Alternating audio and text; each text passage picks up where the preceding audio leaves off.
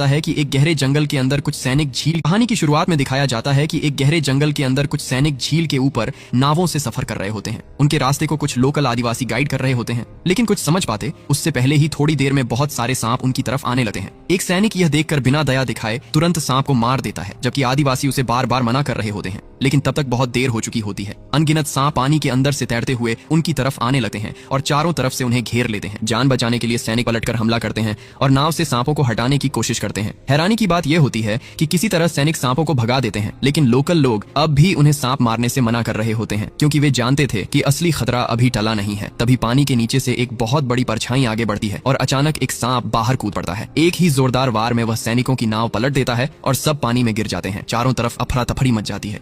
विशाल दानव सांप ऐसे लोगों को निगलने लगता है जैसे कोई आराम से खाना खा रहा हो, जिससे पानी में बड़ी बड़ी लहरें उठने लगती हैं।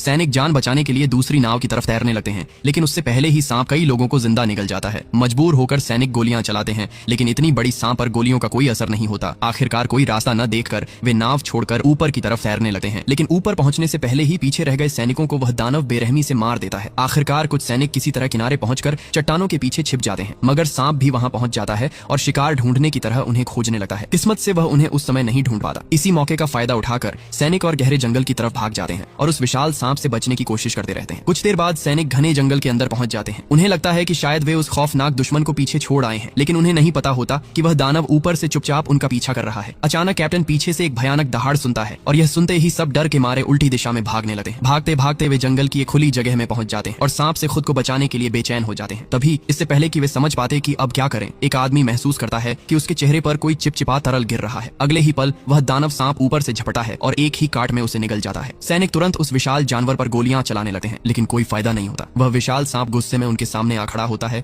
और उनकी तरफ दौड़ पड़ता है। कैप्टन सांप पर वार करके पलटवार करने की कोशिश करता है, लेकिन इससे भी उसे कोई खास नुकसान नहीं होता। उल्टा सांप जबरदस्त ताकत से लोगों को उछाल देता है और अपने जबड़ों में फंसाकर निगल जाता है। कैप्टन लगातार फायर करने का ऑर्डर देता है, लेकिन सांप इतना ताकतवर होता है कि इंसानों को कीड़े मकोड़ों की तरह फेंक रहा होता है। सबको लगता है कि अब कोई नहीं बचेगा। तब कैप्टन फैसला करता है कि वह सांप को दूसरी दिशा में बहका कर ले जाएगा। कैप्टन भी उनके पीछे दौड़ते हैं। सैनिक पहाड़ की ढलान से तेजी से नीचे उतरने लगते हैं और दानवाकार सांप भी उन्हें मारने के लिए उनका पीछा करता है। किस्मत से कैप्टन सांप को पेड़ों की मोटी डालियों के बीच फंसा देते हैं। इसी वजह से सांप कुछ पलों के लिए सुन्न हो जाता है और सैनिकों को सीधे उसके मुंह पर गोली चलाने का मौका मिल जाता है। ठीक उसी वक्त कैप्टन वहां पहुंचते हैं और एक ग्रेनेड फेंकते हैं। हालांकि सांप की पूंछ के जोरदार वार से कैप्टन दूर जा गिरते हैं, लेकिन ग्रेनेड से जबरदस्त धमाका होता है। मगर सैनिकों के संभलने से पहले ही वे देखते हैं कि दानव सांप किसी तरह अब भी जिंदा है और गुस्से में उनकी तरफ देखकर जोर से दहाड़ रहा है। इसके बाद सीन शिफ्ट होता है और हम 25 साल बाद का सीन देखते हैं, जहां पता चलता है कि उस भयानक हादसे से लेफ्टिनेंट जिंदा बच गया।